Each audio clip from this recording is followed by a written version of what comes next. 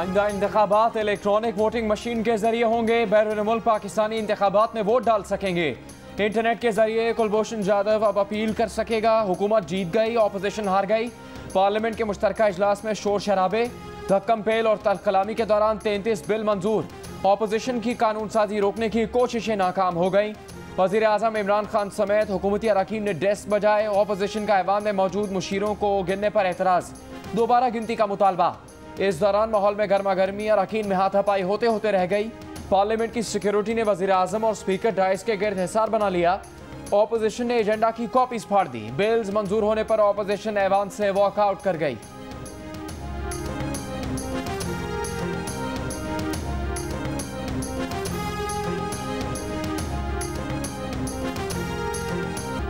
Opposition का election तरमीमी bill समेत दीगर बिल्स को अदालत में चैलेंज करने का ऐलान। हुकूमती गिनती में 3-4 वोट ज्यादा गिने गए। कायदे हिस्ब इख्तिलाफ शहबाज शरीफ का इल्जाम, कहा EVM का मतलब है ईविल विशियस मशीन। PTI की हुकूमत आने के बाद बर्बादी का नाम तब्दीली, इंतकाम का नाम एहतसाब और धांधली का नाम EVM हो गया। आसिफ जरदारी ने कहा, जिस तरह ये जोर लगा रहे हैं, जिस बीज को लगा रहे हैं, इसका फल कोई और खाएगा। बिलावल भुट्टो जरदारी बोले, मुश्तरका इजलास में हुकूमत की जीत नहीं हुई। कुलभूषण बिल पर कहा, पहले रात के अंधेरे में ऑर्डिनेंस निकालकर भारतीय जासूस को फायदा पहुंचाने की कोशिश की गई। अब कुलभूषण को NRO दिलाने की कोशिश से पाकिस्तान की पार्लियामान की तौहीन कर रहे हैं।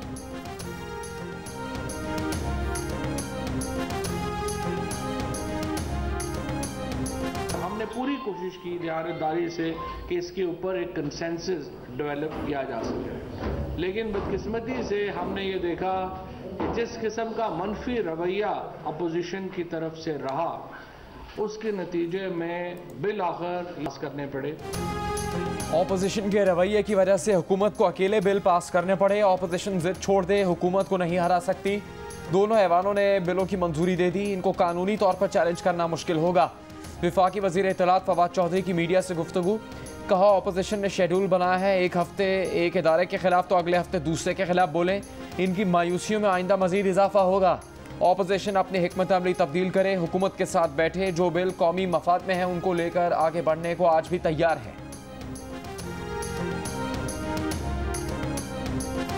मरियम नवाज की इस्लामाबाद हाई कोर्ट के बाहर गुफ्तगू, कहा बहुत हो गया। नवाज शरीफ ने 5 साल जुल्म और नाइंसाफी का सामना किया। तारीखी नाइंसाफी का एक ही कफारा है कि नवाज शरीफ की सजा खत्म करके बाइज्जत बरी करें, उस मुकाम तक ना जाएं जहां से वापसी मुश्किल हो जाए।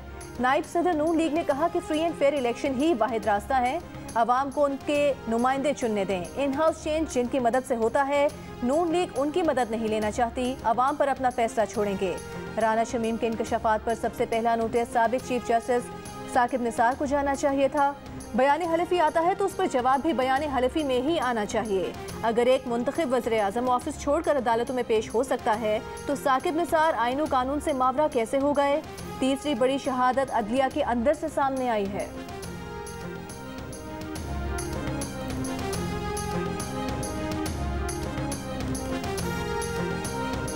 आपके पास क्या दस्तावेज है कि मरियम नवाज एवनफील्ड अपार्टमेंट्स की बेनिफिशियल ओनर है? एवनफील्ड रेफरेंस में सजा के खिलाफ अपीलों पर समात में इस्लामाबाद हाई कोर्ट का सवाल, कहा 2012 का लेटर है और ट्रायल 2018 में हुआ। पुराने लेटर पर इंहिसार कैसे कर लेंगे? हो सकता है इस दौरान ओनरशिप तब्दील हो गई हो। नायब प्रोसिक्यूटर ने कहा फ्लैट्स खरीदने का सोर्स पूछा गया जो नहीं बताया गया। अदालत ने कहा पहले आप उन्हें मालिक साबित करेंगे तो वो ज़राए बताएंगे ना। आपको मिल्कियत का वो सबूत दिखाना है जो ट्रायल कोर्ट में पेश किया। किसी को ट्रायल में अवामी तासुर पर कसूरवार कहकर सजा नहीं दे सकते। अदालत ने पूछा 1980 में मरियम नवाज की उम्र क्या थी? वकला ने बताया उस वक्त मरियम नवाज की उम्र 7 साल थी। नायब प्रोसिक्यूटर ने कहा कि ये 1993 का मामला है, 1980 का नहीं। अदालत ने कहा हमें सब कुछ कानून और शहादत के मुताबिक देखना है। मजीद समात 24 नवंबर तक मुलतवी।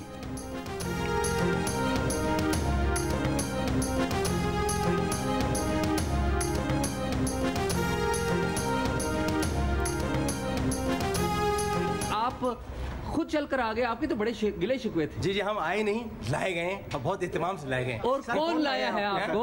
भाई जो लाते हैं वही लाए। दबाव डालने की कोशिश किया है, हर तरफ से फोन कॉल्स करवाए हैं। जहाँ तक कि आज में सुन रहा था कि एक हुकूमती मेंबर जो शायद नहीं पहुँचना चाह रहा था ज्वाइंट सेशन के लिए, उनके यहाँ उनके घर पुलिस नहीं पहुंचे। ऑपोजिशन का हुकूमत पर फोन कॉल से दबाव डालने का इल्जाम। बिलावल भुट्टो जरदारी ने कहा कि हुकूमत ने हर हरबा इस्तेमाल किया, दबाव डालने की कोशिश की, हर तरफ से फोन कॉल्स कराई हैं। आज सुना एक हुकूमती मेंबर जो शायद नहीं आना चाह रहे थे, उनके घर पुलिस और इंतजामिया पहुंची, कहा आप नहीं गए तो जबरदस्ती ले जाएंगे। ऑपोजिशन के जो सारे अरकान आज ऐवान में मौजूद हैं, उन सबको सलाम पेश करते हैं।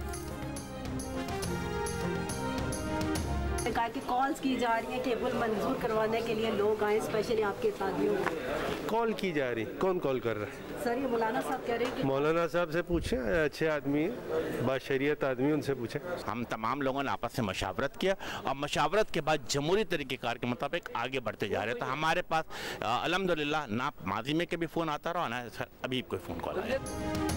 हुकूमती इत्तेहादियों को बिल मंजूर करवाने के लिए फ़ोन कॉल्स आ रही हैं। वफाकी वज़ीर कानून फ़ारूक नसीम से सहाफ़ी का सवाल। उन्होंने कहा मौलाना साहब से पूछें किसकी कॉल्स आ रही हैं, कौन कॉल कर रहा है।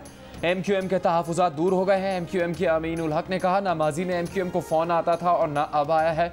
जमहूरियत पसंद लोग हैं। PTI के लोगों से काफ़ी मुलाकातें हुई और ये सिलसिला जारी है। अगर मौलाना साहब की पार्टी से वाबस्ता लोगों को कोई कॉल मौसूल हुई है तो ये सवाल उनसे पूछा जाए।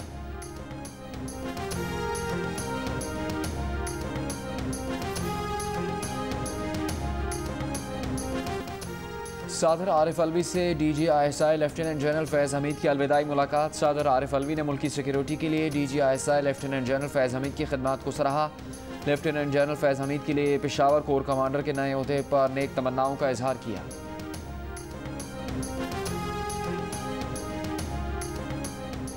रवां साल का दूसरा चांद ग्रहण 19 नवंबर को होगा। चांद को जुज़वी ग्रहण लगेगा। नज़ारा पाकिस्तान में नहीं देखा जा सकेगा। एशिया, यूरोप के बेशतर ममालिक, शिमाल और मगरबी अफ्रीका, शिमाली और जनूबी अमेरिका और ऑस्ट्रेलिया में चांद ग्रहण देखा जा सकेगा। कौमी क्रिकेट टीम की आज भी ढाका में प्रैक्टिस। कप्तान बाबर आजम और ऑलराउंडर शुएब मलिक ने कोरोना टेस्ट मंफी आने के बाद कौमी स्क्वाड ज्वाइन कर लिया। पाकिस्तान और बांग्लादेश के दरमियान पहला T20 मैच जुमे को खेला जाएगा। और पाकिस्तान का सबसे पसंदीदा और मशहूर गधा 19 नवंबर को चीन रवाना होगा। जियो फिल्म्स और टेलिस्मन स्टूडियोज की शाहकार फिल्म द डोंकी किंग 19 नवंबर से चीन के सिनेमा घरों में रिलीज की जाएगी। डोंकी किंग पाकिस्तान के अलावा 10 ममालिक में कामयाबी के झंडे गाड़ चुकी है।